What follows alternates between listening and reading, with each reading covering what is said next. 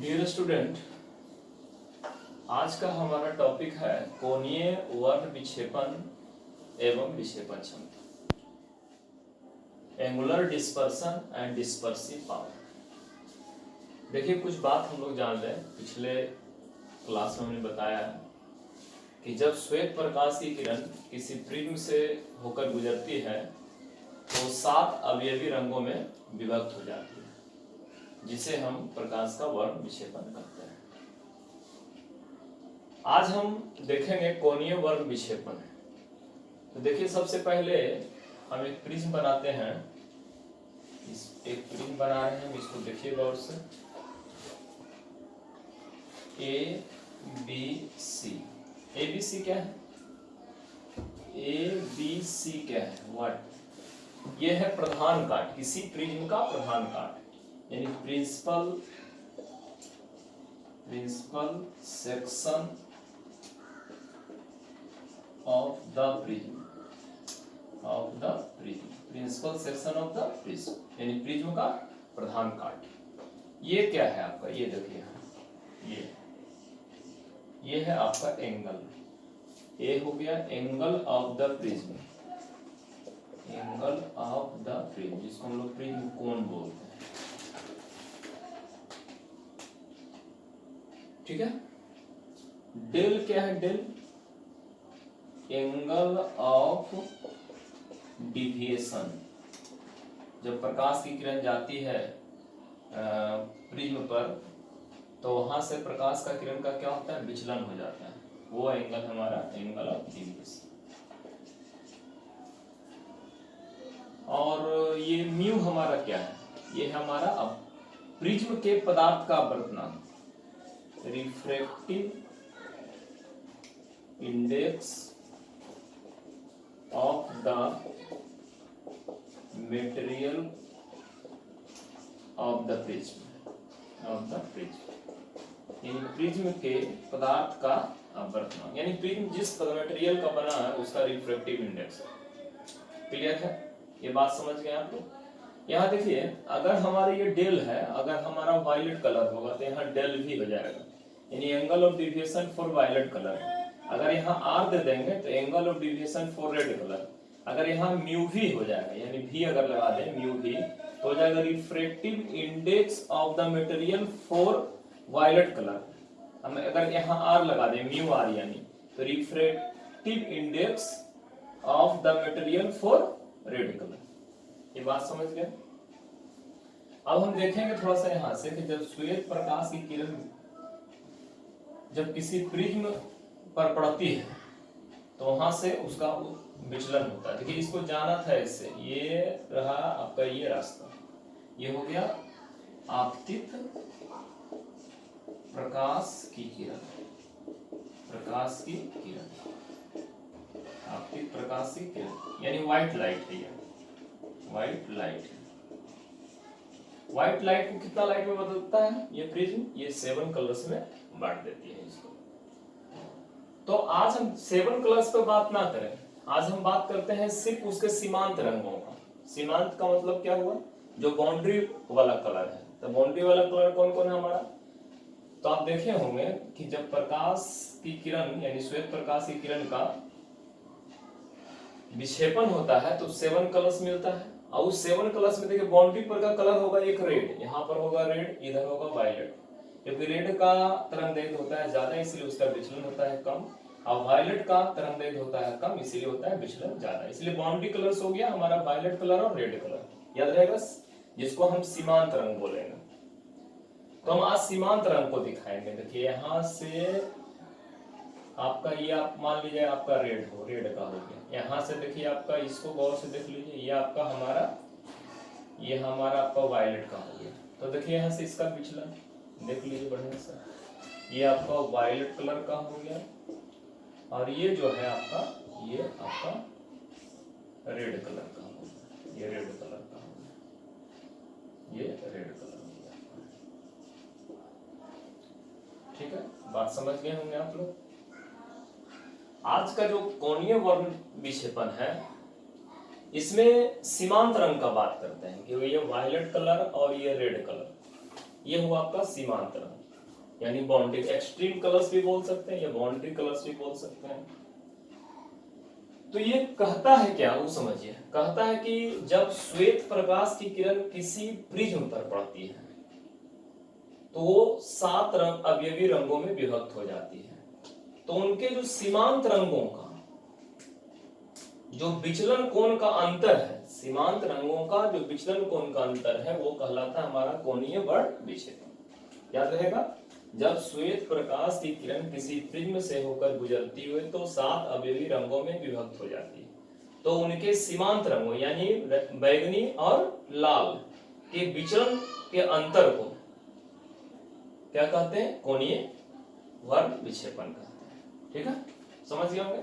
यानी आप देखिए, थोड़ा सा ऐसे कहानी नहीं समझ में आएगा। देखिए विचलन के लिए कहानी आपको हम समझाए थे कि आपतित किरण को आगे की ओर बढ़ाइए और जो निर्गत किरण है, ये सब आपका निर्गत किरण है, तो निर्गत किरण को पीछे की ओर बढ़ाइए। तो आपको हमको पहले रेड का देख लेते हैं। आपका पहले हम रेड का विचलन देख लेते हैं। देखिए रेड को पीछे बढ़ाएं तो देखिए यहाँ से आप यहाँ तो नोट कर लीजिए इसको। देखिए ये रेड के लिए हुआ, माने ये आपका आपतित प्रकाश हुआ, आपतित प्रकाश।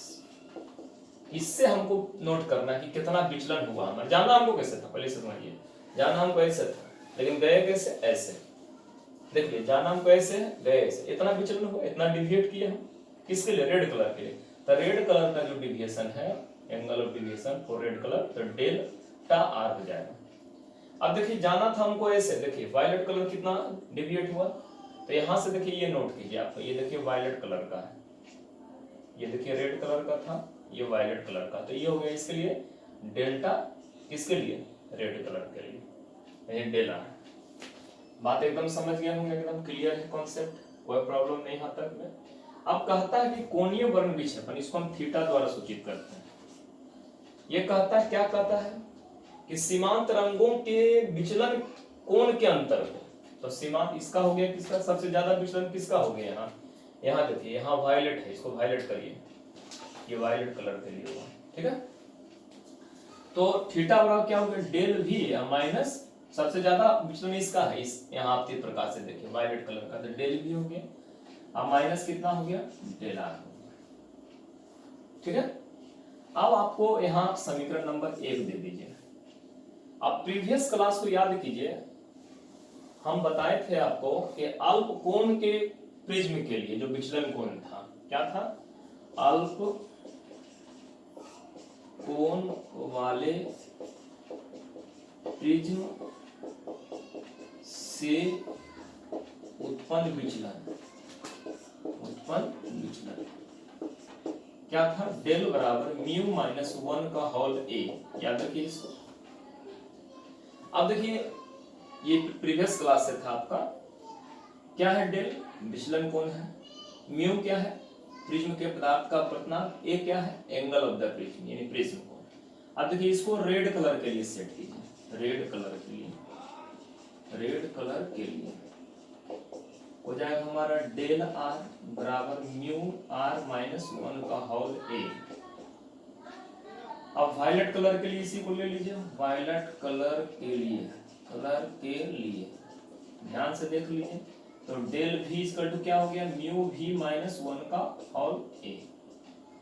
अब आप समझिए कि म्यू के बारे में बताए थे, क्या बताए थे, refractive index of the material of the prism, यानी प्रिज्म के पदार्थ का अपवर्तनांक। ये देखिए, ये प्रिज्म का पदार्थ का अपवर्तनांक हुआ किसके लिए, रेड कलर के लिए, क्योंकि आप जान रहे हैं कि प्रिज्म में जब प्रकाश की किरण इंटर करती है तो वो 7 रंगों में बांटती है, क्योंकि 7 रंगों का अलग अलग तरंग दैर्ध्य है। इसीलिए प्रिज्म के जो मटेरियल है उसका रिफ्रैक्टिव इंडेक्स अलग अलग कलर के अलग अलग होगा। तो यहाँ देखिए म्यू भी है, इसका मतलब हुआ कि प्रिज्म के पदार्थ का अपवर्तनांक किसके लिए, वायलेट कलर के लिए। अब ये आपका दोनों मिल गया, समीकरण 1 में इसको डाल दीजिए। समीकरण नंबर 1 में डेल आर तथा डेल भी का मान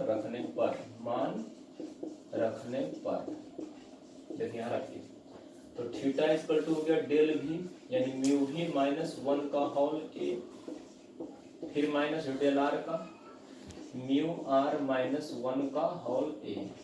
अब ए कॉमन ले लीजिए, म्यू भी माइनस 1 फिर उसके बाद माइनस से मल्टीप्लाई कर दीजिए म्यू आर प्लस 1, और ए को तो पहले कॉमन आप रख लीजिए साइड से, 1 1 कैंसिल हो गया, तो म्यू भी माइनस म्यू आर, किसका मान हो गया, थीटा का, और साथ में आपका क्या आ गया, ए आ गया, थीटा बराबर म्यू भी माइनस म्यू आर का होल ए।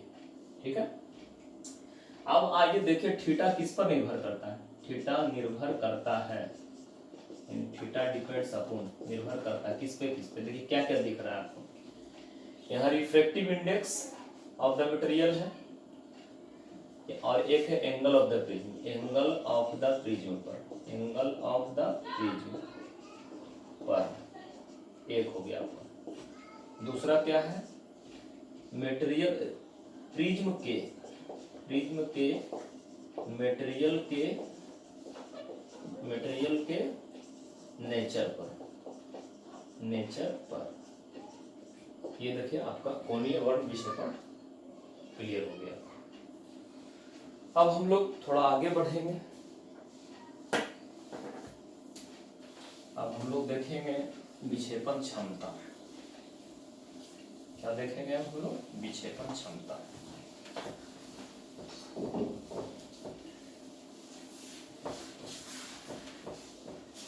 विक्षेपण क्षमता देखेंगे हम लोग। देखिए विक्षेपण क्षमता क्या, वो समझिए। कहता है कि श्वेत पर माने किसी प्रिज्म का वह क्षमता जो श्वेत प्रकाश की किरण को 7 अवयवी रंगों में बांट दे। क्लियर है, देखिए इससे पता है डिस्पर्सिव पावर, डिस्पर्स करना यानी क्या, विक्षेपित करना।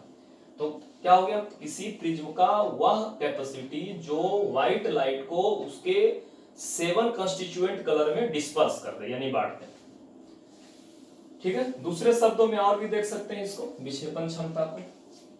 आप देखिए अभी जो हमारा कोणीय वर्ण विक्षेपण है, और ये देखिए आपका एक कलर और इसमें आप यूज कीजिए, तब आपको विक्षेपण क्षमता समझ में। एक व्हाइट, एक येलो कलर ले लीजिए, ये हमारा येलो कलर हो गया, इसमें एक कलर हम और ऐड कर दिए, तो देखिए येलो कलर के लिए हमारा विचलन कोण कितना हो गया, डेल वाई। ठीक है, तो कहता है कि कोणीय वर्ण विक्षेपण तथा ये जो आपका पीला माध्य, पीला जो रंग है उसको हम माध्य रंग कहते हैं। ठीक है, तो आप इसको समझिए फिर से, कोणीय वर्ण विक्षेपण तथा माध्य विचलन कोण के अनुपात को हम क्या कहते हैं, किसी प्रिज्म का विक्षेपण क्षमता कहते हैं। ठीक है, तो विक्षेपण क्षमता बराबर क्या हो गया आपका, विक्षेपण क्षमता बराबर हो गया कोणीय वर्ण विक्षेपण अपन माध्य रंग का विचलन, माध्य रंग का विचलन। तो विचलन निकाल लेते हैं पहले पीला रंग के लिए, तो डेल बराबर म्यू माइनस 1 का होल है, पहले पढ़े हैं, तो डेल वाई हो जाएगा, यहाँ म्यू वाई हो जाएगा माइनस 1 का होल। म्यू वाई क्या हुआ, refractive index of the material for yellow colour, पीले रंग के लिए प्रिज्म के पदार्थ का अपवर्तनांक। अब आइए विक्षेपण क्षमता को हम थीटा से दिखाते हैं, वहां देखिए लिखा हुआ थीटा, विक्षेपण क्षमता को हम ओमेगा से दिखाते हैं, हम यहाँ ओमेगा डाल दिए। कोणीय वर्ण विक्षेपण को हम थीटा से दिखा रहे हैं, और ये हमारा माध्य रंग का विचलन यहाँ डेल वाई हो गया। ठीक, तो ओमेगा इक्वल टू हो गया, थीटा का वैल्यू वहां से डाली, म्यू भी माइनस म्यू आर का होल ए अपन डेल वाई, तो म्यू वाई माइनस 1 का होल ए, देखिए ए और ए कैंसिल हो गया, तो ओमेगा इक्वल टू हो गया, ये है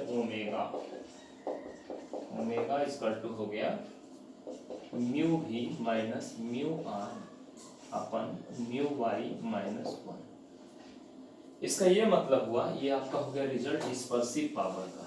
इसका ये मतलब है कि ये किस पर निर्भर करता है, ये म्यू म्यू म्यू, सिर्फ म्यू, यानी ये प्रिज्म कोण पर निर्भर नहीं करता है। एक दूसरा क्या करता है, ये प्रिज्म के मटेरियल के रिफ्रैक्टिव इंडेक्स पर निर्भर कर रहा है। देखिए इसका रिफ्रैक्टिव इंडेक्स है ये, ठीक है। तो ये प्रिज्म के मटेरियल पर निर्भर कर रहा है, याद रखेंगे कि यह प्रिज्म कोण पर निर्भर नहीं करता है और यह प्रिज्म के पदार्थ के प्रकृति पर निर्भर करता है, ठीक है।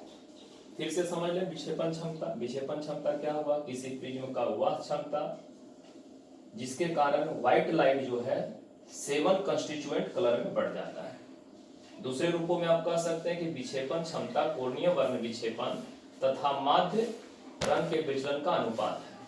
अब हम पहले पीले रंग के लिए विचलन निकाल लेते हैं। तो डेल वाई देखिए, पीला रंग के लिए यहाँ से लेके यहाँ तक हुआ विचलन, तो डेल वाई हो गया। तो डेल वाई बराबर इसी के टर्म में लिखिए म्यू वाई माइनस 1 का होल है। अब ओमेगा विक्षेपण क्षमता को कोड कर रहे हैं, किससे हम सूचित कर रहे हैं, ओमेगा से। अब कोणीय वर्ण विक्षेपण को थीटा से। अब माध्य रंग का विचलन को म्यू वाई माइनस 1 का होल है, यानी यहाँ डेल, यहाँ म्यू वाई माइनस 1 का होल है डाल दिए। यहाँ थीटा का जो वैल्यू था वहां से यहाँ से हम ये रख दिए, ए और ए कैंसिल हो गया। तो हमारा रिजल्ट जो आया omega equal to mu V minus mu R बटा म्यू वाई माइनस 1। इसका मतलब हुआ कि ये इसमें सिर्फ आपको refractive index of the material दिख रहा है, यानी कि कह सकते हैं कि जो ओमेगा है यानी विक्षेपण क्षमता है वो प्रिज्म के मटेरियल पर निर्भर करता है। That's it's. बहुत बहुत धन्यवाद हमारे प्यारे विद्यार्थियों, आप इसको बढ़िया से स्टडी करिए।